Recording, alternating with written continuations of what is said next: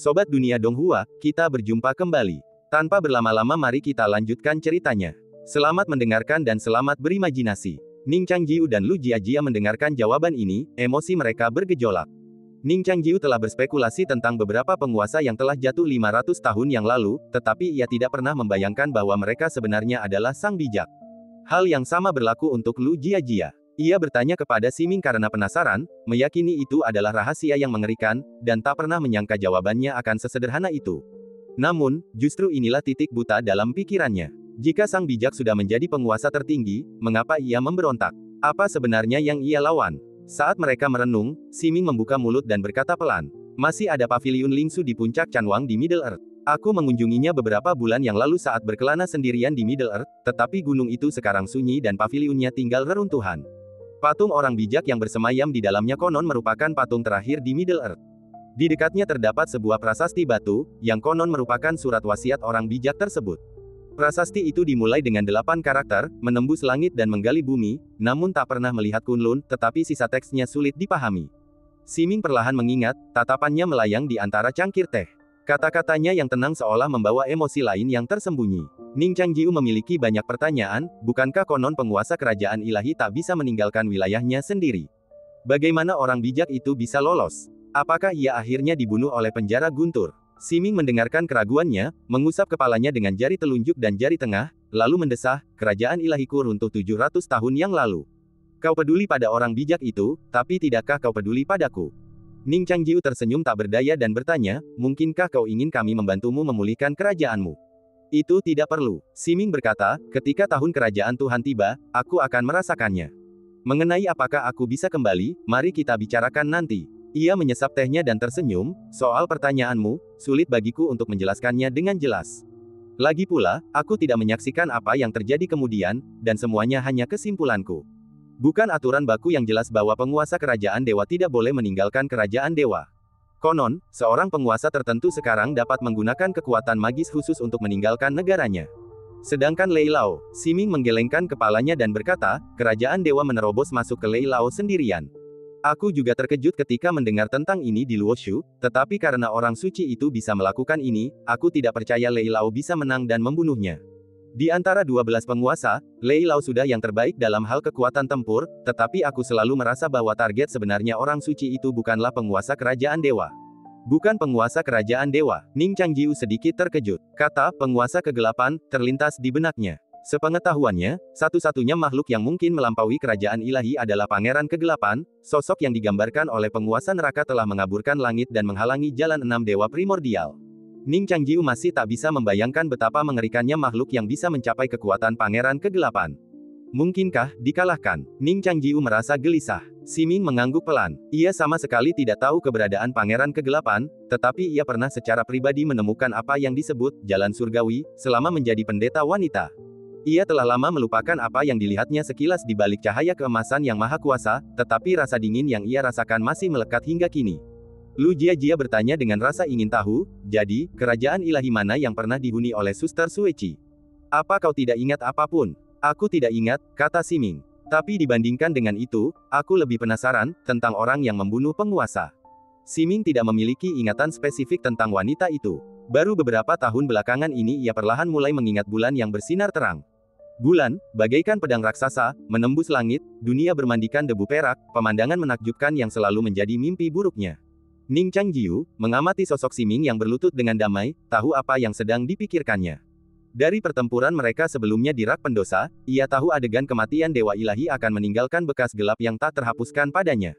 Apa yang ingin kau katakan? Siming tiba-tiba mengangkat kepalanya, menatap lurus ke depan, ke mata Ning Changjiu. Bukan apa-apa, pikir Ning Changjiu, tenggelam dalam pikirannya, saat ia berhenti sejenak. Aku hanya ingin bertanya, apakah kau tahu identitas Sang Santo? Siming tersenyum. Meskipun aku tidak mengalami bencana itu, identitas Sang Santo bukanlah rahasia. Lagi pula, di antara 12 penguasa pada masa itu, wilayah kekuasaan seseorang jauh melampaui 11 dewa lainnya. Yang mana? Ning Changjiu tak kuasa menahan rasa ingin tahunya. Lu Jiajia dan Ning Xiaoling menatapnya tajam. Siming ragu sejenak, lalu memutuskan untuk menyebutkan nama itu. Dia, Siming baru saja mengucapkan sepatah kata pun. Ketika terdengar suara dentang, di luar jendela, tiba-tiba terdengar gemuruh menggema di langit yang cerah. Di belakang Ning Xiaoling, petir telah menyambar lebih awal. Jendela-jendela, bagaikan bubur emas, diterangi dengan rona keemasan yang menyilaukan. Semua kertas jendela langsung terbakar, dan listrik yang bocor menyambar masuk ke dalam rumah, menyebabkan porselen dan peralatan di ruangan itu mengeluarkan suara mendesis tajam, seperti wajah-wajah hantu kecil yang terpelintir, memberikan peringatan yang mengancam. Siming melambaikan lengan bajunya untuk menghilangkan niat membunuh, sementara Lu Jiajia mengerahkan pedangnya untuk menangkis cahaya yang kuat itu.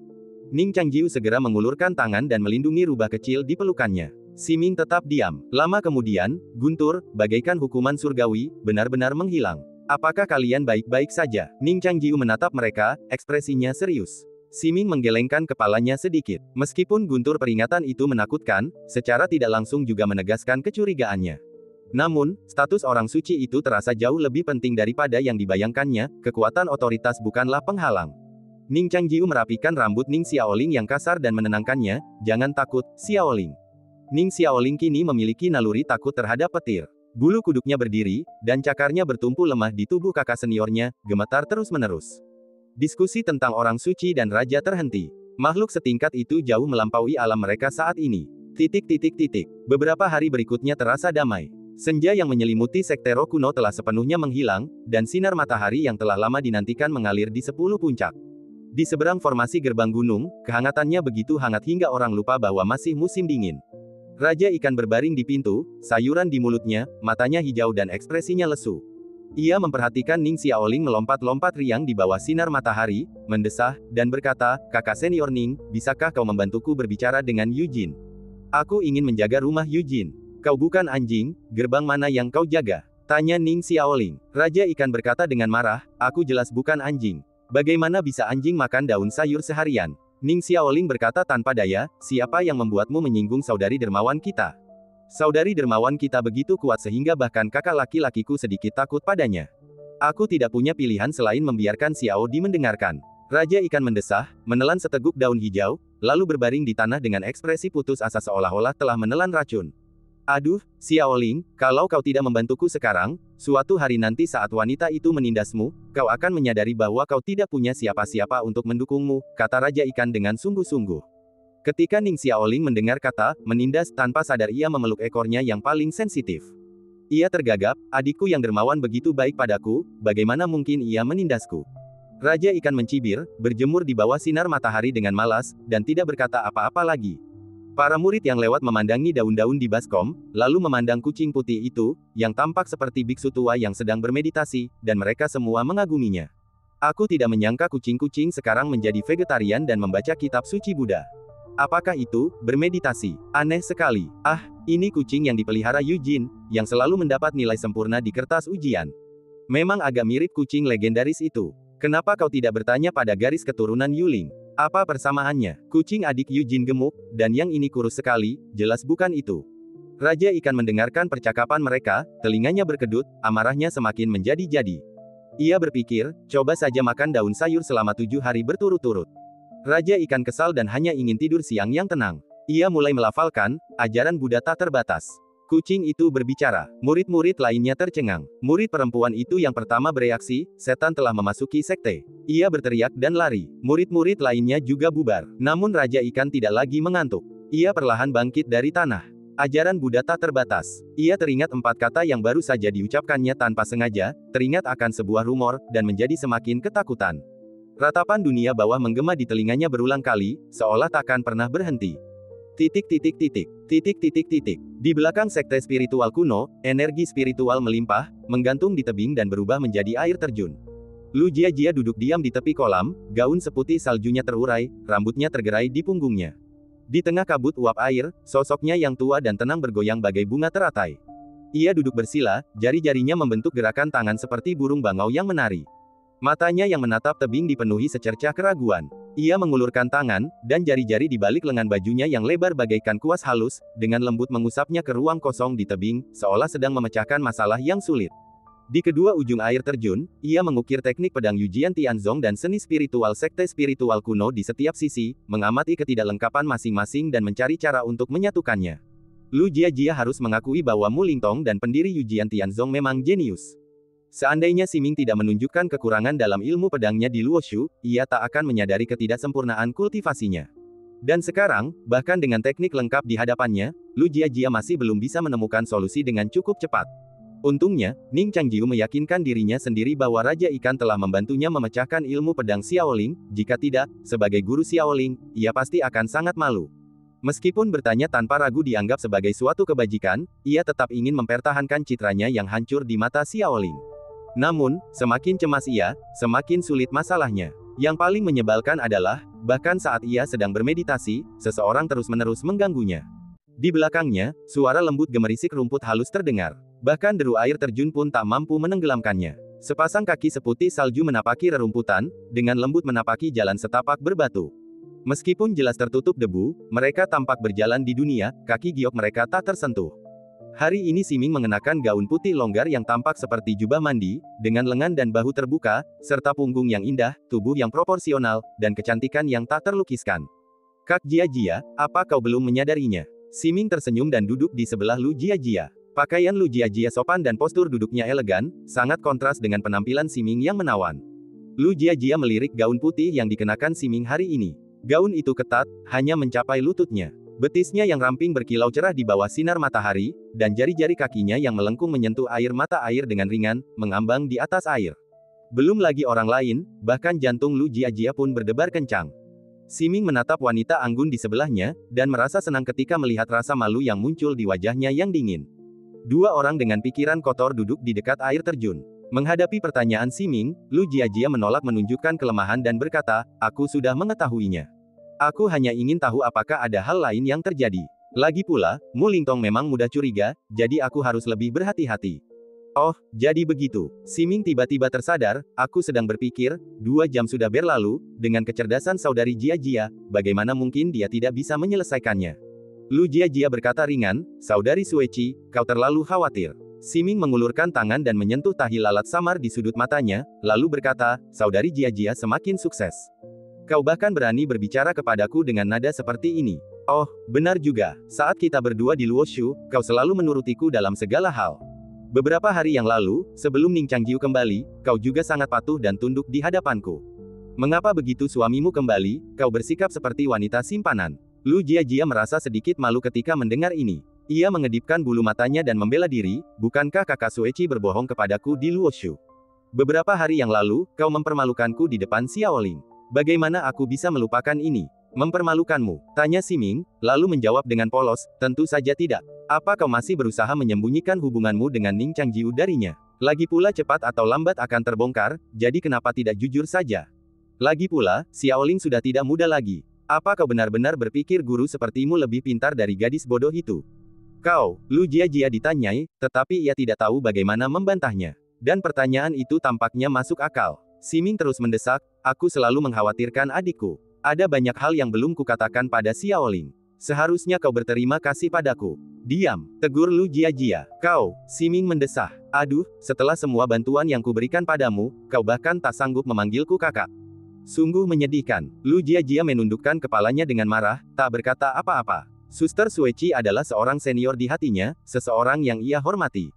Namun, setelah ia tahu banyak tentang hubungannya dengan Ning Changjiu, sulit baginya untuk memanggil kakaknya lagi. Siming bertanya, "Ada apa? Apa kau marah?" "Tidak," jawab Lu Jiajia tenang, "bagaimana mungkin aku, seorang pendekar pedang biasa, berani marah pada pendeta tinggi? Pendekar pedang fana." Siming mendekat dan menatap wajah Lu Jiajia yang dingin dan lembut. Lu Jiajia memejamkan mata untuk berlatih, memikirkan ilmu pedang, dan tak tergerak oleh perilaku Siming yang sembrono. Siming menatap telinganya yang kemerahan, mendekat, dan mengembuskan napas bak anggrek, bagaimana mungkin ada pendekar pedang fana seperti itu di dunia? "Aku khawatir dia pencuri di balik kulit peri. Ayo, kupas dan biarkan aku melihat, dari gua peri mana kau mencuri tubuh ini." Udara hangat dan lembab menyemprot daun telinga Lu Jiajia. Tubuh Lu Jiajia sedikit gemetar, tetapi ia melihat Siming mendekat, dengan 10 jarinya tertekuk seperti kait, memperlihatkan tatapan garang, seperti serigala yang menerkam mangsanya. "Hei, hentikan!" Lu Jiajia mengulurkan tangan untuk mendorongnya. Siming meraih jari-jarinya dan menggenggam jari-jari giok yang lembut itu. Lu Jiajia tak berdaya, berpikir dalam hati, "Saudari Sueci, kau telah hidup lebih dari 1000 tahun, bagaimana mungkin kau lebih kekanak-kanakan daripada Xiaoling?" "Ah!" Lu Jiajia tiba-tiba berteriak. Siming dengan lembut menggenggam ujung jari kanannya di antara bibir Siming, menggigitnya dengan senyum menawan. Lu Jiajia sedikit tersipu dan mencoba menarik jarinya kembali. Apa yang kau lakukan? Siming mengalah, tersenyum. Sekarang suamimu sudah kembali, sayang sekali jari-jari halus ini tak berguna.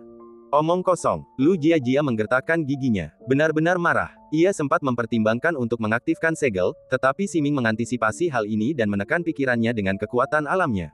Kau, Ning Changjiu tidak akan melepaskanmu, kata-kata Lu Jiajia diwarnai dengan keluhan. Siming berkata, aku mencoba menyemangatimu untuk berlatih dengan tekun dan memasuki 5 jalan sesegera mungkin. Pembohong. Lu Jiajia mengatakan ini, tetapi ia benar-benar terinspirasi. Andai saja ia bisa memasuki 5 jalan, ia takkan pernah lagi diganggu Siming. Pikiran ini mungkin terdengar seperti argumen kekanak-kanakan, tetapi itu adalah keyakinannya yang tulus dan sepenuh hati. Saat kedua pikiran mereka terkunci dalam tarik-menarik, Xiaoling datang menghampiri. Selama 2 hari terakhir, ia perlahan beradaptasi untuk berjalan dengan 4 kaki, dan penampilannya yang melompat-lompat membuatnya tampak seperti kelinci sombong yang bisa disambar elang kapan saja. Tuan gelombang. Ning Xiaoling berlari masuk dengan gembira, 9 ekornya bergoyang-goyang riang. Ning Xiaoling berhenti di dekat air terjun. Ia memandangi sosok Siming yang cantik dalam balutan gaun putih dan mundur 2 langkah ketakutan. Saudari dermawan, kau juga di sini. Siming tersenyum padanya dan berkata, Xiaoling, kau di sini. Ning Xiaoling gemetar ketakutan, 9 ekornya menyusut menjadi satu, diam-diam tersembunyi di bawah perutnya. Siming menatapnya, tersenyum, dan melambaikan tangan, kemarilah, saudari takkan menarik ekormu. Oh, saudari, kau pegang janjimu. Ning Xiaoling ragu, tetapi terpaksa berjalan mendekat. Ia menatap pipi gurunya yang sedikit memerah dan menyadari bahwa gurunya tak lagi mampu melindunginya. Xiaoling, aku melihatmu berlarian di luar akhir-akhir ini. Meskipun kau sudah menjadi rubah kecil, kau tidak boleh mengendur dalam latihanmu, Siming memperingatkan. Ning Xiaoling menundukkan kepalanya dan mengakui kesalahannya, ya, aku mengerti. Siming melirik Lu Jiajia dan berkata, gurumu sepertinya kesulitan memahami gerakan pedangnya. Bisakah kau membantunya? Tidak masalah, bantah Lu Jiajia. Ning Xiaoling juga berkata, guru begitu kuat, bagaimana mungkin aku yang mengajarinya? Lu Jiajia tetap diam. Siming berkata, kalau begitu aku akan menguji Jiajia. Jika kau gagal, aku akan memberimu pelajaran atas nama suamimu. Lu Jiajia memelototinya dengan nada protes. Jika ia melakukan apa yang dikatakannya, ia akan kehilangan semua harga dirinya di depan Xiaoling. Sekarang setelah Ning pergi untuk waktu yang lama, apakah ia benar-benar akan membiarkannya melakukan apapun yang diinginkannya? Lu Jiajia merasa tak berdaya. Ning Xiaoling sangat protektif terhadap gurunya. Ia memohon, saudari dermawan, tolong berhenti menindas guru. Pukul saja Xiaoling. Ia berdiri tegak dan merentangkan cakarnya yang lembut dan berbulu. Siming meremas tangannya dan tersenyum, aku tidak pernah memukul gurumu. Ning Xiaoling mengangguk kosong, mengira ia salah paham dengan saudari dermawan. Seperti yang diduga, saudari dermawan adalah orang yang sangat baik. Lu Jiajia tidak membiarkan Siming melanjutkan. Ia segera berdiri dan bersiap untuk pergi. Kau mau kemana? Tanya Siming. Untuk berlatih pedang, kata Lu Jiajia dengan tenang. Siming tidak menghentikannya. Lagi pula, ia tidak akan mampu menembus batas 5 jalan dalam 5 hingga 3 tahun. Kalaupun ia berhasil, ia pasti sudah lama kembali ke alam dewa. Jika ia berani datang dan membalas dendam, ia tetap bukan tandingannya. Siming percaya semuanya sesuai harapannya. Setelah Lu Jiajia pergi, Ning Xiaoling menyadari bahwa ia sekali lagi sendirian di tangan Siming. Saudari dermawan, Ning Xiaoling punya firasat buruk. Sewaktu kecil, ia pernah mendengar para nelayan berkata bahwa beberapa umat Buddha suka melepaskan ikan dan kura-kura. Namun, beberapa, dengan niat baik, ternyata berbahaya, membuang ikan dan kura-kura yang tidak seharusnya ada di kolam. Ikan dan kura-kura asing ini seringkali sangat ganas, membuat mereka tak tertandingi oleh ikan dan udang lokal yang lebih kecil. Lingkungan yang tadinya harmonis pun terganggu, dan seluruh kolam pun menderita. Kini, Ning Xiaoling akhirnya mengerti arti sebenarnya dari semua ini. Wah, tapi sebagai kakak kelas, dia lebih peduli pada adik perempuannya daripada adik perempuannya. Dia telah membaca berkas-berkas ini sepanjang malam dan sepanjang hari. Di waktu luangnya, dia bahkan bisa membayangkan Siming membakar halaman belakang rumahnya. Namun, ada prioritas, dan dia tidak bisa berbuat apa-apa. Berkas-berkas itu tersebar di seluruh meja, sebagian besar berisi informasi tentang sekte-sekte di bawah sekte Roh Kuno. Sekte Roh Kuno adalah sekte terbesar yang menguasai dunia bawah, dengan sekte-sekte kecil yang tak terhitung jumlahnya tersebar di seluruh Middle Earth, masing-masing dengan namanya sendiri, dan mereka semua bergantung pada sekte Roh Kuno untuk dukungan. Ini juga salah satu cara sekte-sekte besar menyebarkan pengaruh mereka di Middle Earth. Sekte-sekte ini, besar maupun kecil, masing-masing memiliki tingkat otoritas yang berbeda-beda. Ning Changjiu mencatat lokasi dan besarnya otoritas yang mereka miliki. Ia mengusap kepalanya terasa sakit. Sekte-sekte ini banyak dan beragam, tersebar dari seluruh penjuru Middle Earth. Bahkan pencarian lengkap pun kemungkinan akan memakan waktu 1 tahun. Selain itu, karena jarak, catatan banyak sekte tidak jelas dan kemungkinan perlu diverifikasi ulang. Apa yang harus ia lakukan? Peringkat surgawi. Ning Changjiu teringat peringkat surgawi legendaris Middle Earth. Siapapun yang memenangkan peringkat surgawi akan dapat menyebarkan pesan. Peringkat surgawi memiliki kekuatan magis, yang memungkinkan pesan ini diketahui di seluruh Middle Earth. Ini adalah satu-satunya cara tercepat Ning Changjiu. Ia meletakkan gulungan itu. Mereka yang menjaga peringkat surgawi semuanya adalah murid-murid terkenal dari berbagai sekte dan aliran. Sebelumnya, ketika 8 murid Paviliun Pedang mengeluarkan panggilan untuk merekrut murid dan menjaga daftar tersebut selama 3 bulan, seluruh Middle Earth ramai dengan gosip dan spekulasi tentang kemunculan Paviliun Pedang. Sepertinya ia harus pergi kali ini. Ia tidak tahu siapa lawannya. Ning Changjiu bersandar di kursinya, menatap layar, pikirannya terus memikirkan kata-kata Siming. Begitu rahasia kerajaan dewa terungkap, rahasia itu terus berputar di benaknya, seperti mimpi buruk. Terutama keberadaan yang disebut Pangeran Kegelapan oleh penguasa neraka. Apakah Pangeran Kegelapan yang benar-benar membunuh orang suci itu saat itu? Seperti apa wujud Pangeran Kegelapan di dunia sekarang? Mungkinkah Ning Changjiu dan Siming memiliki jawaban yang sama? Ia menghela napas dan memaksakan diri untuk tidak terlalu banyak berpikir. Sudah waktunya untuk pergi menemui Jia dan Xiaoling. Ning Changjiu berdiri. Ia tak sengaja menyentuh kalender di tangannya. Ia meluruskan kalender itu dengan santai. Ini adalah kalender Kaisar Shenzong, berbeda dari kalender rakyat. Kalender ini akan otomatis berganti halaman seiring berlalunya matahari dan bulan. Istilah-istilah matahari, nasib baik dan buruk, hal-hal yang baik dan tabu, serta pergerakan bintang pada hari itu semuanya tergambar dengan jelas. Tatapan Ning Changjiu sedikit terhenti. Malam tahun baru semakin dekat. Menjelang malam tahun baru, para murid sekte spiritual kuno perlahan-lahan bubar. Sekte ilahi yang dulunya luas telah kehilangan sebagian besar praktisi generasi tua dalam tragedi di Istana Nether, membuat seluruh sekte semakin tak bernyawa. Rumah Yujin tidak jauh, jadi ia tinggal beberapa hari lebih lama.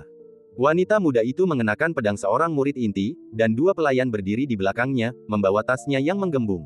Sebuah kereta kuda telah siap di gerbang, siap berangkat. Yujin berdiri di jembatan gantung menuju Istana 9 Nether dan menatap ke kejauhan.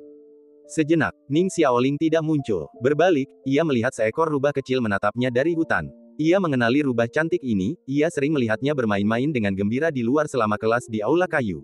Yujin awalnya berasumsi bahwa sekte itu telah ditinggalkan baru-baru ini, yang mendorong munculnya rubah-rubah liar. Kemudian, ia mengetahui bahwa rubah itu dibesarkan oleh master sekte yang baru, dan setiap kali bermain di luar, ia selalu ditangkap oleh master sekte berjubah hitam, wajahnya tertutup topeng kayu rubah. Hanya sedikit yang diketahui tentang pemimpin baru itu, kecuali spekulasi apakah ia iblis rubah. Makhluk iblis yang memimpin seorang kultivator manusia, bagaimana mungkin? Namun, sekte roh kuno telah kehilangan kejayaannya. Bahkan jika peristiwa absurd seperti itu terjadi, tak seorang pun akan berani melawan. Paling-paling, mereka akan mengeluh secara pribadi atau berharap sekte-sekte pencari keadilan seperti Paviliun Pedang dan Menara Ilahi membantu melenyapkan penyusup iblis itu. Baru-baru ini, peristiwa di Menara Luoshu tak lagi bisa disembunyikan, menyebar dengan cepat dan menggemparkan seluruh dunia tengah. Konon, para master dari 3 menara ilahi lainnya telah muncul dari pengasingan dan bergegas ke Menara Luoshu untuk menyelidiki. Dibandingkan dengan ini, kematian seorang pemimpin sekte Dianhuan dan hilangnya seorang ibu naga di negara laut menjadi masalah yang relatif sepele. Pemimpin baru yang misterius ini, dikabarkan berasal dari Menara Luoshu dan sebelumnya muncul di sekte Dianhuan. Semua orang tercengang, tetapi tidak berani mengajukan keberatan. Namun, seiring berjalannya waktu, segala sesuatu di sekte tetap teratur sempurna, tanpa bencana atau pergolakan. Pemimpin klan baru yang membesarkan seekor rubah kecil tampak sangat baik. Ning Xiaoling tidak tahu apa yang dipikirkan Yujin. Jika dia tahu, dia pasti akan mencibir kata kebaikan. Dalam hatinya, saudari dermawannya saat ini benar-benar jahat. Rubah kecil, aku pergi. Yujin berjongkok dan mengulurkan tangannya. Ning Xiaoling berjalan mendekat dan menggosok telapak tangannya. Awalnya dia ingin berbicara dengan Yujin, tetapi sekarang dia terlihat seperti ini, dia terlalu malu untuk berbicara. Mungkin dia akan memberinya kejutan setelah dia berubah menjadi manusia. Yujin berdiri dan menatap rubah kecil itu dengan lembut, selalu merasakan keakraban. Dia melambaikan tangan kepada rubah kecil itu. Ning Xiaoling juga mengulurkan cakar kecilnya dan melambaikan tangan selamat tinggal kepada Yujin. Setelah Yujin pergi, Ning Xiaoling dengan hati-hati bersembunyi di balik pohon besar, mengamati sekeliling dengan waspada, seperti mangsa yang mencari jejak pemburu. Kakak dermawanku mungkin tidak mengejar kita. Ning Xiaoling, yang ketakutan pada Siming, berbisik pada dirinya sendiri, lebih baik aku berlindung pada kakak seniorku dulu. Di samping air terjun spiritual, Lu Jiajia masih memahami keseimbangan dan harmoni antara seni spiritual dan ilmu pedang. Ia berbakat dan sangat menguasai prinsip-prinsip pedang. Setelah seharian penuh deduksi dan eksperimen, ia akhirnya menemukan jalannya. Mengikuti alur ini, ia menyimpulkan gerakan pedang selanjutnya satu persatu, seperti mengurai benang sutra. Pedang bencana terikat. Gumam Lu Jiajia pada dirinya sendiri sambil menyilangkan jari, tatapannya tertuju pada pedang hantu yang samar. Cahaya pedang hantu itu bersinar terang, penuh, dan jernih, seperti pelangi yang menyambar tubuhnya, panjangnya sekitar 3 kaki. Lu Jiajia menghunus pedangnya. Seolah dirasuki roh, pedang hantu itu berputar dan melompat di udara, selaras dengan gerakan pedang bencana terikat, menciptakan serangkaian bayangan tajam dan kacau. Ia menatap pedang itu, memastikan bahwa gerakannya tidak lagi memiliki kekurangan yang pernah dilihatnya sebelumnya, lalu menghela napas lega. Lu Jiajia merenungkan prinsip-prinsip mendalam dari gerakan pedang itu, dan tak kuasa menahan diri untuk mengagumi bakat alami Mu Lingtong. Ilmu pedang yang luar biasa. Di belakangnya, sebuah suara jernih bergema lagi, seperti suara sungai bersalju yang mengalir di atas jembatan, dingin dan tenang. Suara surgawi yang mengharukan ini terdengar di telinga Lu Jiajia, tetapi lebih terdengar seperti bisikan iblis perempuan, hampir membuatnya takut. Siming muncul seperti hantu. Lu Jiajia, yang sepenuhnya fokus, sama sekali tidak menyadari kedatangannya. "Bukankah kau setuju untuk tidak menggangguku sampai aku menguasai ilmu pedang?" tanya Lu Jiajia. Siming berkata, "Kakak, kau belum menguasainya." Lu Jiajia berkata, "Aku masih perlu memolesnya." Memolesnya. Siming mendekat dan berkata, "Jiajia layak menjadi tubuh pedang. Benar-benar butuh pemolesan dan pengasahan untuk menjadi tubuh pedang yang baik." Lu Jiajia menatapnya tanpa daya. Ia bertanya dengan marah, "Saudari Sueci, apakah kau benar-benar seorang pendeta wanita di masa lalu?" Ini jauh dari pendeta yang ia bayangkan. Siming segera duduk tegak, ekspresinya datar. Suara gemuruh di sekitarnya mereda, aliran air terjun spiritual melambat, dan dalam sekejap, lapisan tipis kabut dingin menyelimuti air. "Tidakkah kau berpikir begitu?" Siming duduk bersila bermeditasi, kata-katanya tanpa emosi. Melihatnya begitu dingin dan bermartabat, Lu Jiajia merasakan tekanan yang diberikan seorang dewa penyendiri pada hati manusia. Tentu saja, ia ingin menolak, tetapi sekarang, sebagai 2 anak yatim dan seorang janda, ia memutuskan untuk menelan harga dirinya dan tunduk pada kakak perempuannya untuk sementara waktu. "Tetap saja, cukup mirip," kata Lu Jiajia dengan enggan. "Lalu, siapa yang lebih cantik, aku atau Zhao Xianger?" tanya Siming tiba-tiba. Lu Jiajia terkejut, tetapi ia tidak benar-benar bodoh. Ia ragu sejenak, berpikir, air yang jauh tak mampu memadamkan api yang dekat, dan kerabat jauh tak sebaik tetangga dekat. "Kakak lebih cantik," suara Lu Jiajia melemah. Siming mengibaskan lengan bajunya pelan, tak meragukan ketulusan Lu Jiajia. Ia berbalik sedikit dan menatap air terjun spiritual. Ia perlahan menenangkan air terjun spiritual itu menggunakan kekuatan waktu. Kini, alamnya perlahan pulih. Meskipun masih jauh dari puncaknya, kemampuannya menggunakan kekuatan itu terasa jauh lebih mahir. Lu Jiajia menatap cahaya bintang dan cahaya bulan yang terpantul di air terjun dan berseru, "Selamat, kakak Sueci, atas pencapaian alam yang baru." "Selamat," Siming meliriknya. "Apakah kau benar-benar bahagia karena alamku telah bangkit?" "Sangat gembira," desah Lu Jiajia. Siming tersenyum, "Benarkah?" Lu Jiajia mengerutkan bibir, mencoba memberikan jawaban singkat, tetapi ia mendapati dirinya tak mampu bergerak. Air terjun terus mengalir deras dari ketinggian, dengungannya menggema di antara kabut putih. Kabut air yang membubung menamparkan wajahnya, meninggalkan sedikit rasa dingin. Gerakan dan keheningan silih berganti pada saat itu. Air mulai mengalir lagi, tetapi Lu Jiajia tetap diam, seolah terperangkap dalam genangan air waktu. Bahkan lengan bajunya pun tak berkibar tertiup angin malam. "Kau," Lu Jiajia memulai dengan susah payah. Siming tersenyum padanya. Dengan satu gestur, ia telah menunjukkan kekuasaannya atas Lu Jiajia. Waktu seolah berhenti bagi Lu Jiajia. "Pernahkah Ning Changjiu memperlakukanmu seperti ini?" tanya Siming lembut. Lu Jiajia menggeleng. Dengan susah payah, Siming mengulurkan tangannya, jari-jarinya menyentuh dahi Lu Jiajia dengan lembut, lalu turun dan menyentuh hidungnya yang halus. Ia berkata, "Apakah adikku masih terlalu memanjakanmu? Kau bertingkah begitu arogan di hadapanku seharian, bahkan lupa menggunakan sapaan. Sekarang kau punya seseorang untuk diandalkan, apa kau begitu mudah puas diri?" Aku belum," kata Lu Jiajia dengan susah payah. Siming bertanya, "Dan kau masih belum bertobat?" Lu Jiajia ingin menangis, tetapi ia tak punya air mata. Bahkan Ning Changjiu pun tak pernah menindasnya seperti ini. "Aku salah," jawab Lu Jiajia dengan nada terhina. Siming mencibir, "Kau akan belajar dihukum kalau tak ingat." Lu Jiajia mengerutkan bibir dan tidak berkata apa-apa, berharap otoritas Siming akan segera habis sehingga ia bisa menemukan alasan untuk melarikan diri. Karena ia sudah menguasai teknik pedang, energi spiritual yang melimpah dari air terjun spiritual tidak akan banyak bermanfaat baginya. Siming bertanya, apakah kau berpikir untuk kembali ke tempat Ning Changjiu untuk bersembunyi? Aku. Setelah rahasianya terbongkar, Lu Jiajia merasa malu dan marah, tetapi ia tidak bisa mengakuinya. Siming tersenyum, apa bedanya? Kau ditindas di sini, dan kau juga ditindas di sini. Satu-satunya perbedaan adalah pemukulan dan... Oh, telingamu merah. Lu Jiajia memejamkan mata, menyadari telinganya telah jatuh ke dalam cakar iblis perempuan itu.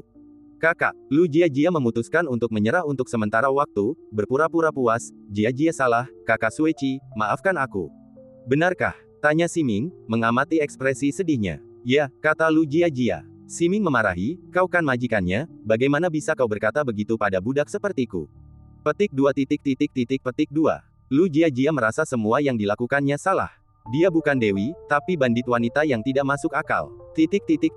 Buk, buk, buk. Ning Xiaoling melompat ke jendela dan mengetuk dengan cakarnya. Ning Changjiu meletakkan penanya, melihat ke sana, dan berkata pelan, masuk. Ning Xiaoling melompat masuk dengan gembira. Ia memandangi ruangan yang hangat ini, tumpukan buku di atas meja, dan lampu yang menyala, dan hatinya tergerak. Kakak senior, tempat ini yang terbaik.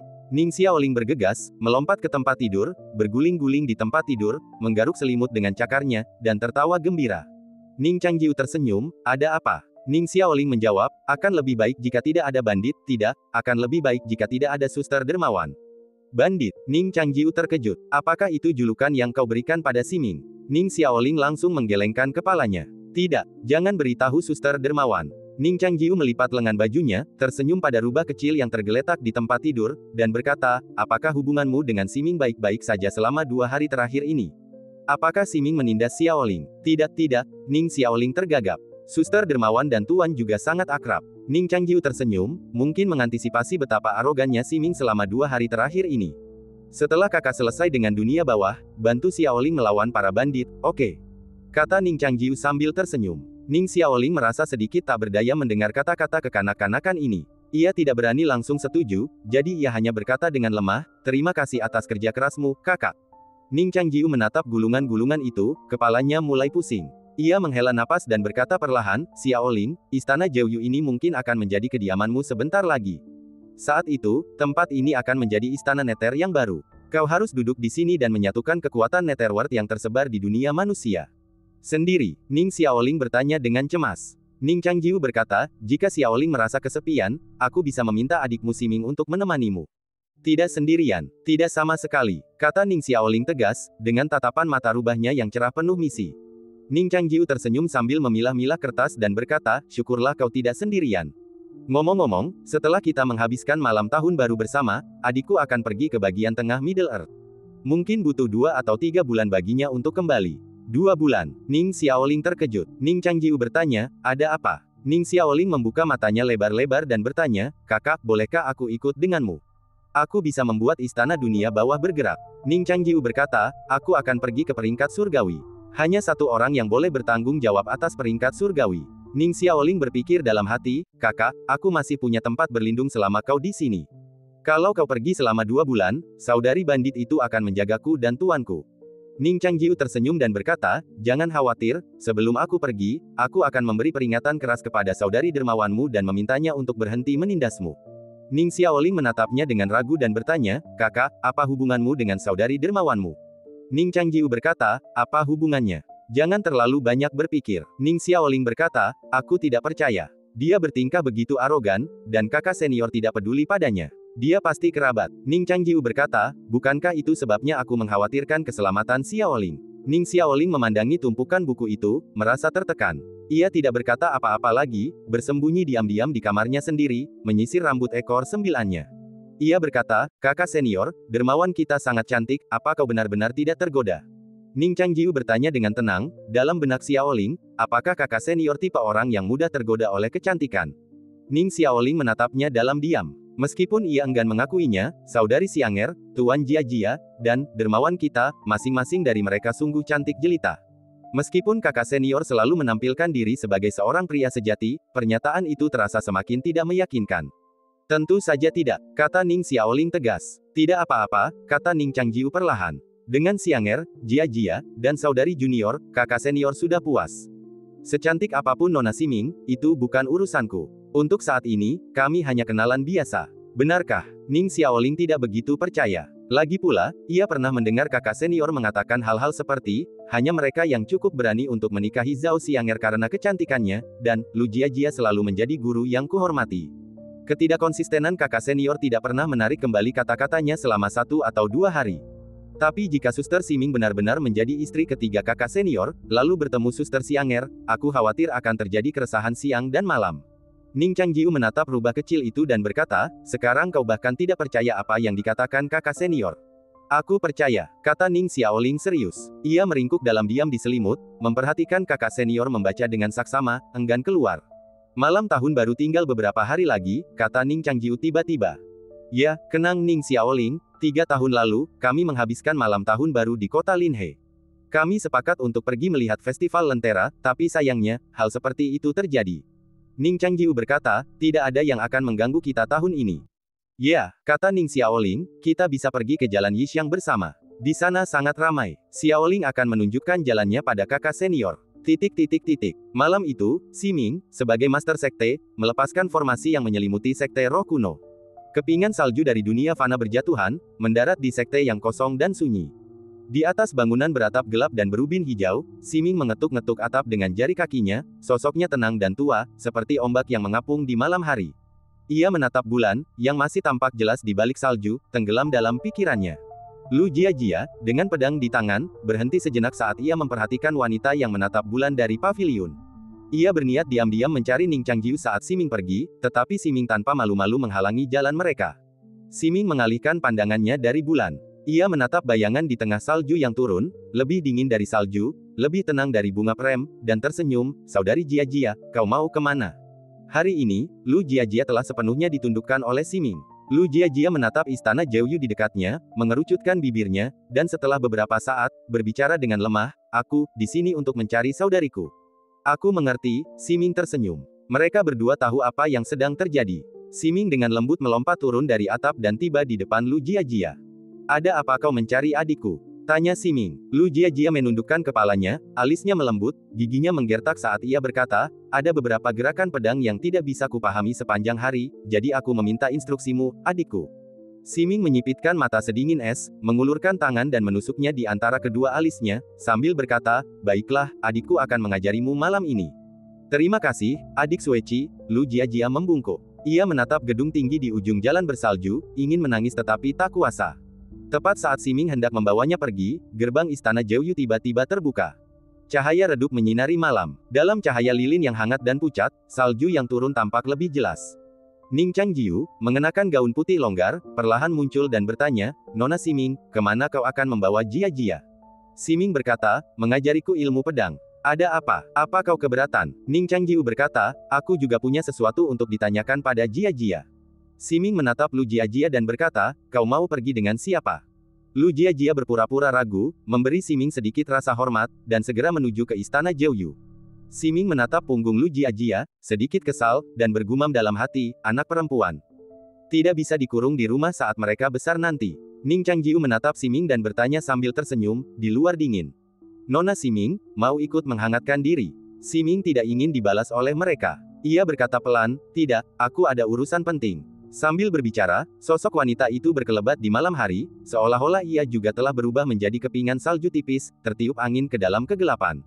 Lu Jiajia berbalik dan melirik, lalu berjalan melewati pintu.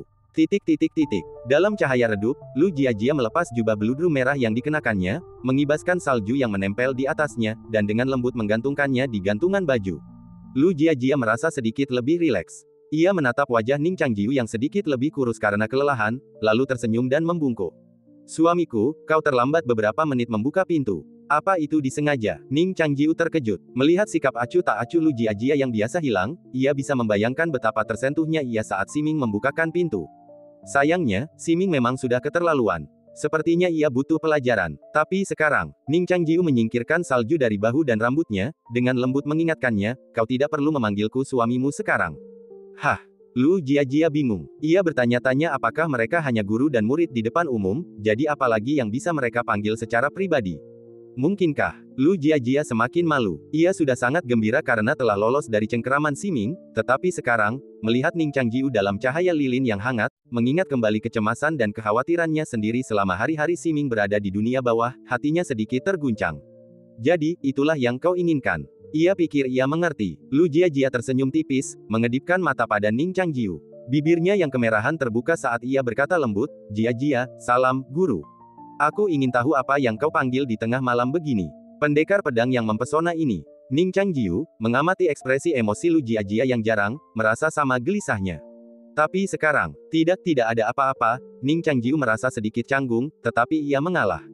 Lu Jiajia menolak untuk menurut. Guru, apakah menurutmu latihan pedangku di siang hari tidak berhasil untukku?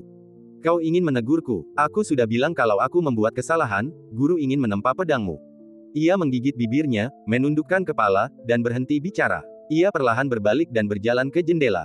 Tangannya bertumpu pada atap kayu, tatapannya tertuju pada malam bersalju di luar, dan ia sedikit membungkuk. Sosok itu, yang tergambar dalam cahaya lilin yang hangat, dapat menjungkir-balikkan lukisan apapun karya seniman duniawi. Di hari lain, Ning Changjiu pasti tak bisa mengendalikan diri. Tapi hari ini, Jiajia, Ning Changjiu bingung harus mulai dari mana. Lu Jiajia mengangkat rambutnya dan sedikit menoleh. Tiba-tiba, ia tertegun. Ia melihat sepasang telinga rubah berbulu halus mencuat dari bawah selimut tempat tidur. Saat itu, seluruh ruangan sesunyi dunia bawah. Melihat tak ada gerakan di luar, Ning Xiaoling, yang bersembunyi di balik selimut, langsung menyadari bahwa telinga rubahnya lah yang terekspos. Ia mencengkeram tepi selimut dengan cakarnya dan dengan hati-hati menjulurkan kepalanya, mata gelapnya menatap sosok majikannya yang berdiri di dekat jendela. Saat itu, Lu Jiajia tak lagi menunjukkan kelembutan. Angin dingin bertiup masuk dari jendela, butiran salju berjatuhan di kaca jendela. Ekspresi Lu Jiajia sedingin es, rambutnya menari-nari liar di pipinya, dan niat membunuh terpancar dari lengan bajunya yang berkibar-kibar. Ia berdiri tegak, sosoknya yang anggun bagaikan pedang kuno terhunus, hampir memadamkan semua lilin di ruangan itu.